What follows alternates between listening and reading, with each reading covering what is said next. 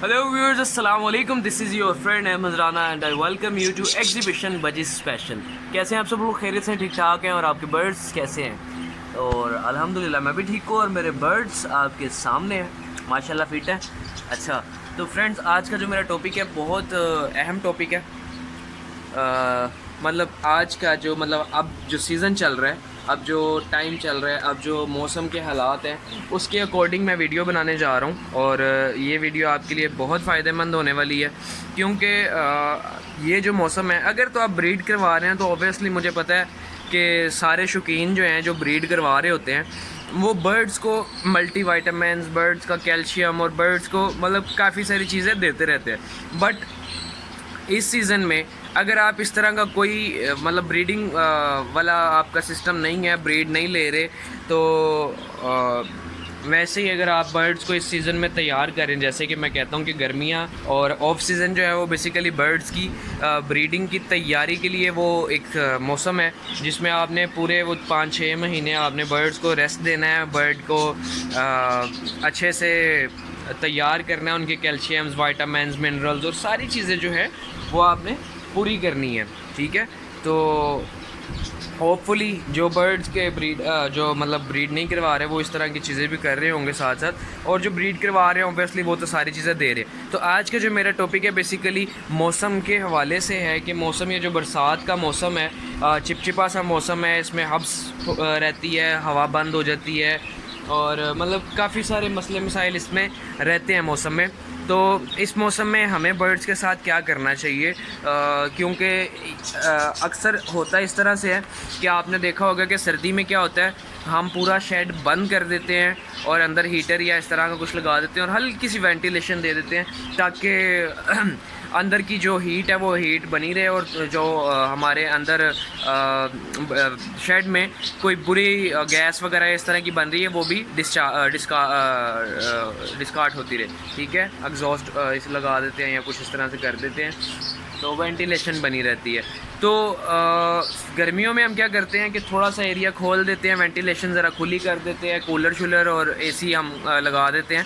तो उससे ये है कि हीट पैदा नहीं होती और हीट जो है या गर्म हवा जो बाहर से आती है, लू जिसको कहते हैं, वो बर्ड्स को नहीं लगती। हम क्या करते हैं मोस्टली, जो हमारा एक पर्पज़ होता है कि ना गर्म हवा लगने देनी है बर्ड्स को और ना ठंडी हवा लगने देती है, क्योंकि ठंडी हवा जब बर्ड्स के फेफड़ों में, हड्डियों में और इस तरह से जाती है तो वो बड़ा एक नुकसान पैदा करती है और उस नुकसान का सबब बनती है, उसके अंदर जाके काफ़ी सारी बीमारियां पैदा करती है।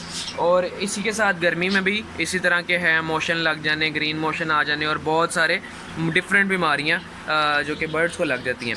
तो इस मौसम में जो कि जिसमें हब्स भी है, हवा कई बार बंद हो जाती है और ये सारा, तो हमने सबसे पहले क्या करना है, अपने बर्ड्स को लाइट एंटीबायोटिक जो है वो हमने लाजमी कोर्स करवाना है, वरना इस मौसम में बर्ड्स अक्सर जो बीमार होते हैं,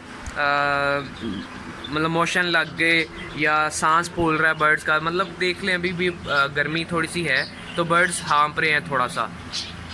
ठीक है, तो ये टेम्परेचर सही हुआ तो इंशाल्लाह ये बर्ड ठीक हो जाएगा, कोई मसला इसको नहीं है। इस तरह की हरकतें हैं और खुराक का कम हो जाना बर्ड्स की, पानी वगैरह, हाँ पानी को लेकर भी इस पर मैं करूँगा बात कि आपने इस मौसम में, ये भी आप देख रहे हैं पानी दोनों बर्ड्स का नहीं लगा हुआ, मैंने इसको पानी अभी दोबारा डालना है। तो पानी जो है वो आप जितनी बार आपका बर्ड के शेड में चक्कर लगता है तो आपने इस मौसम में पानी चेंज करते रहना है, क्योंकि पानी जो है इस मौसम में बार बार ना चेंज करना भी एक नुकसान का बाइस बनता है। ह्यूमिडिटी ज़्यादा हो जाती है और फ्रेश पानी चाहिए होता है बर्ड्स को, तो आपने फ्रेश पानी हमेशा प्रोवाइड करते रहना है। और इसके साथ जो एक मेडिसिन है जिसके ऊपर मैंने जिक्र करना था, जिसकी बात करनी है, बेसिकली वीडियो बहुत लंबी हो रही है तो चलते हैं उसकी तरफ। तो वो मेडिसिन जो है बेसिकली ग्रो फोर्ट के नाम से है, पिक्चर में लगा रहा हूँ उसकी, ग्रो फोर्ट के नाम से है, जिसमें एंटीबायोटिक भी है वो बेसिकली, और उसके ऊपर सारी चीज़ें लिखी हुई हैं कि विटामिन C, E और अमाइनो एसिड्स और वाइटामिन और काफ़ी सारे मिनरल्स वगैरह सारी चीज़ें उसके अंदर मौजूद हैं। साथ ही साथ इसके अंदर क्या कहते हैं, इलेक्ट्रोलाइट्स भी मौजूद हैं। तो इतनी सारी चीज़ें जो हैं हमें एक ही प्रोडक्ट में मिल रही हैं। हमें सारे प्रोडक्ट्स मतलब बार बार इलेक्ट्रोलाइट्स अलग से नहीं लाने पड़ेंगे, अमाइनो एसिड्स का सोर्स या विटामिन ई सी का कोर्स अलग से नहीं लाना पड़ेगा, और कैल्शियम वगैरह मतलब काफ़ी सारी चीज़ें जो है, मिनरल्स, वाइटामिन्स और एंटीबायोटिक जो है वो हमें एक साथ मिल रही है। तो हमें मेरे ख्याल से वही सिलेक्ट करनी चाहिए, उसी में जाना चाहिए, वो एक ही चीज़ यूज़ करें। और उसको आपने बर्ड्स को लाजमी यूज़ करवाना है। उसकी वजह ये है कि इस मौसम में बर्ड्स को एक लाइट एंटीबायोटिक कोर्स की ज़रूरत होती है। हार्ड एंटीबायोटिक अगर ये नहीं लगाना चाहते तो आप कोई और लगा दें, लाइट एंटीबायोटिक कोई हो जिसमें क्योंकि हार्ड जो लाइट एंटीबायोटिक होती है वो नॉर्मल बर्ड्स के लिए होती है, मतलब ये जो बर्ड्स हेल्दी हैं माशाल्लाह इनके लिए होती हैं, इनको सेफ़ रखने के लिए होती है। और जो हार्ड होती है वो तो मेरे ख्याल से जब बर्ड की मतलब पूरा होने वाला होता है, जब बर्ड ख़त्म होने वाला होता है, तो तब वो हार्ड जो एंटीबायोटिक होती है वो देते हैं। तो इस वजह से हार्ड एंटीबायोटिक मैं अभी सजेस्ट नहीं करूँगा, लाइट एंटीबायोटिक कोई भी ले लें, ये ले लें। तो ये जो ग्रो फोर्ट है बेसिकली मैं इसी को आपको रेकमेंड करूँगा कि आप ये लें। और आप ये क्वांटिटी में भी बहुत ज़्यादा है, बेसिकली पोल्ट्री की प्रोडक्ट है। और क्योंकि बर्ड्स की जो मतलब ये बजरीगर्स की या पैरट्स की जो सेपरेटली आती है वो बहुत एक्सपेंसिव है। तो मेरे ख्याल से ये नॉमिनल प्राइस के अंदर आपको एक बड़ा अच्छा पैकेज मिलता है, और इसको लें, बर्ड्स को दें, और मतलब इसको पानी अपना जो है वो रूटीन से चेंज करते रहें। और इस मौसम में मतलब आपके बर्ड्स को वाइटामिन्स की बहुत ज़्यादा ज़रूरत है, अमाइनो एसिड्स की ज़रूरत है, आपके बर्ड्स को इलेक्ट्रोलाइट्स की बहुत ज़्यादा ज़रूरत है, आपके बर्ड्स को लाइट एंटीबायोटिक की ज़रूरत है। तो आपने मतलब सारी चीज़ें जो बाहर से बार लेके आनी है, हर चीज़ का सोर्स अलग से ख़रीद के लाना है, तो एक ही सोर्स ख़रीदें और उसको यूज़ करवाएं। मैं ख़ुद यूज़ करवा रहा हूँ, अच्छा रिज़ल्ट मिलता है। और इसके साथ साथ यूज़ करवाने के साथ साथ किस चीज़ का आपने ख्याल रखना है वो भी मैं आपको बताता चलूँ, ताकि अक्सर बर्ड्स के शौकीन जो हैं, नए हैं, जिनको भी अंदाज़ा नहीं होता, वो ये देने के बावजूद नुकसान करवा लेते हैं। तो वो नुकसान किस तरह से होता है वो भी आपको बताता हूँ कि अगर तो एक मिनट, अगर तो आप बर्ड्स को पहले से कोई मल्टीविटामिन दे रहे हैं, कोई भी किसी किस्म का भी मल्टीविटामिन आप डाल रहे हैं बर्ड्स को पानी में या सॉफ्ट फूड में या किसी भी तरीके से, तो आपने उसको क्या करना है, 3-4 दिन 5 दिन का गैप डाल देना है, ठीक है। वो मल्टीविटामिन नहीं डालने, फ्रेश पानी या फ्रेश सॉफ्ट फूड देनी है, मतलब जिसके अंदर कोई मेडिसिन ना हो, ठीक है। कोई भी मेडिसिन आपने इसके साथ यूज़ नहीं करनी।